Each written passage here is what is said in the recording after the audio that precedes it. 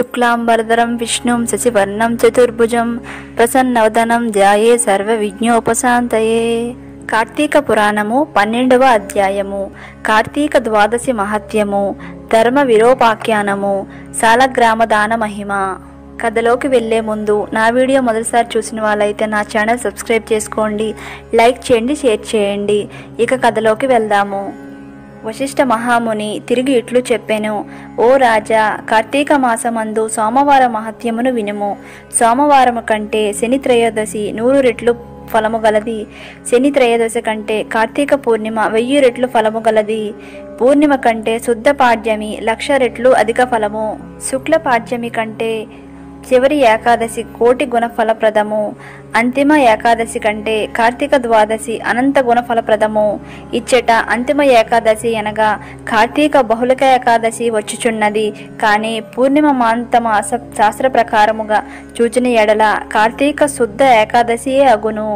వింధ్యోత్తర దేశమందు అంతిమ ఏకాదశి అనగా కార్తీక శుద్ధ ఏకాదశినే గ్రహింతురు. అచ్చట పూర్ణిమాంతమే మాసము. ఇదిగాక ముందు కార్తీక శుద్ధ ఏకాదశిని గురించియే అనంత మహిమ చెప్పబడుచున్నది.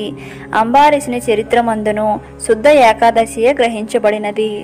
మోహము చేతనైనను అంతిమ ఏకాదశి నాడు ఉపవాసము చేసి గీతవాద్య పురాణములు చేత జాగరణలు మాచరించువాడు సమస్త పాప విముక్తుడై విష్ణులోకమందు నివసించును.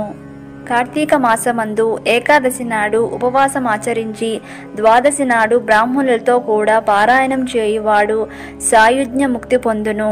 కార్తీక మాసమందు ద్వాదశి నాడు అన్నదానము చేయువానికి సమస్త సంపత్తులు వృద్ధి పొందును. సూర్యగ్రహణమందు గంగా తీరమున కోటి బ్రాహ్మణులకు భోజనము పెట్టిన పుణ్య ద్వాదశి నాడు ఒక బ్రాహ్మణునకు అన్నము పెట్టినా లభించును. 1000 గ్రహణములు 10,000 వ్యతిపాత యోగములు 1,00,000 అమావాస్యలను కలిపి ద్వాదశి వ్రత ఫలానికి 16వ వంతుకు కూడా చాలవు. పుణ్యములిచ్చెడు తిథులు అనేకమున్నను గాని ద్వాదశి హరిప్రియము గాన వాటికన్నింటికంటే అధిక ఫలప్రదము. క్షీరాబ్ది ద్వాదశియే ద్వాదశి శ్రీహరి దేవతగా కలది. కార్తీక శుద్ధ ద్వాదశి నాడు అనగా ఏకాదశి నాడు రాత్రి యమము నుండగా హరిపాల సముద్రము నుండి నిద్ర లేచునుగాన ఆ ద్వాదశి హరిబోధని ఎనబడును. ఆ ద్వాదశి నాడు ఒక బ్రాహ్మణునైనను అన్నదానము మాచరించేవాడు ఇచ్చట భోగములు పొంది అనంతకాలమందు హరిసన్నిధిని పొందును. కార్తీక మాసమందు ద్వాదశి నాడు పెరుగు అన్నమును దానము చేసిన ఎడల సమస్త ధర్మముల కంటే అధిక ఫలమును పొందును. స్త్రీ గాని పురుషుడు గాని కార్తీక శుక్ల ద్వాదశి నాడు పాలెచ్చడి ఆవునకు బంగారపు కొమ్ములు వెండి డెక్కలు చేయించి పెట్టి పూజించి దూడతో కూడా గోదానమాచరించిన ఎడల ఆ గోవుకు ఎన్ని వేల వెంట్రుకలుండెనో అన్ని వేల ఏండ్లు స్వర్గ నివాసము కలుగును. కార్తీక మాసమందు ద్వాదశి నాడు భక్తితో వస్త్రదానమాచరించువాడు పూర్వజన్మార్జిత పాపములను నశింపజేసుకుని వైకుంఠలోకమునకు పోవును. ఇందుకు సందేహము లేదు. కార్తీక మాసమందు ద్వాదశి ఎందుగాని పూర్ణిమ ఎందుగాని పాడ్యమి ఎందుగాని కంచు పాత్రలో ఆవు నెయ్యి ఉంచి దీపమును వెలిగించి దానమిచ్చువానికి కోటి జన్మలలో చేయబడిన పాపములను నశించును. కార్తీక ద్వాదశి నాడు ఫలమును యజ్ఞోపవీతమును తాంబూలమును దక్షిణను ఇచ్చినవాడు ఈ లోకమందు అనేక భోగములను పొంది అంతమందు వైకుంఠమునకు విష్ణువుతో కూడా చిరకాలము సుఖించెను. కార్తీక ద్వాదశి నాడు బంగారపు తులసి వృక్షమును సాలగ్రామమును దానమును చేయువాడు పొందెడి ఫలము చెప్పెదను వినుము.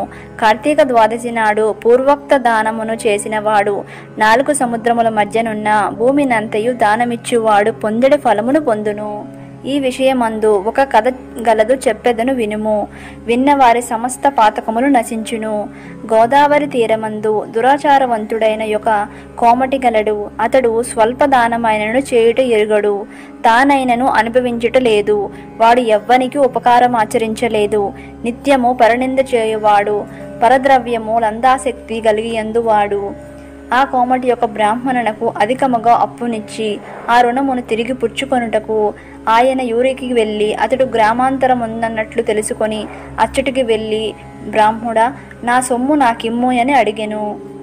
బ్రాహ్మణుడా ఆ మాట విని, ఓయి, ఈ నెలాఖరుకు నీ సొమ్మును నీకు ఏదో ఒక విధముగా ఇచ్చేదను, కాబట్టి కొంచెము నినాదించి నీ సొమ్మును తీసుకొని పొమ్మనెను. రుణమును పుచ్చుకొని తిరుగు సొమ్మునివ్వని వాడు నరకమందు యాతన నొంది తిరిగి రుణదాతకు పుత్రుడై జన్మించి వాని సొమ్మును ఇవ్వవలసిందని ఉండెను.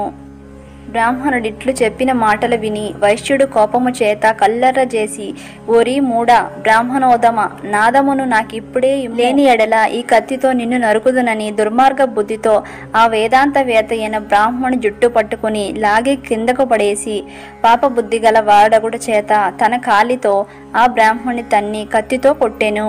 ఆ కత్తి జబ్బ చేత ఆ బ్రాహ్మణుడు సింహము దెబ్బ చేత వడివలే మృతి నొందెను.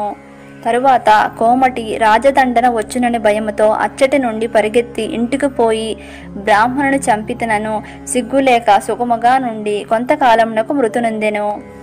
అంత కరాల ముఖములను అమావాస్య రాత్రి చీకటితో సమానమైన కాంతి గలవారును భయంకరులనగు యమదూతలు పాశములను ధరించి వచ్చి ఆ వైశ్యుణ్ణి యమపాశముల చేత బంధించి యమలోకమునకు కొనిపోయి అచ్చట భయంకరమైన రౌరవమును నరకమందు యమాజ్ఞ చొప్పున బాధించుచుండెరి.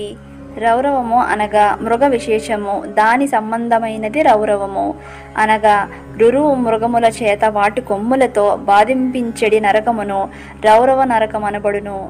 ఆ వైశ్యుని పుత్రుడు ధర్మవీరుడను వాడు తండ్రి పోయిన తర్వాత తండ్రి సంపాదించిన ధనము చేత నూతులు త్రవ్వించి, తోటలు వేయించి, చెరువులు త్రవ్వించి, చిన్న చిన్న నదులకు వంతెనలు కట్టించి, ఉపనయనములు వివాహములు చేయించుచు, యజ్ఞములను చేయించుచు, నిత్యము బ్రాహ్మణులకు అన్నదానము చేయుచు, అన్ని జాతుల వారికి ఆకలి కలిగిన వారికి అన్నము పెట్టుచు, నిత్యము ధర్మములచే చేయించుచుండెను.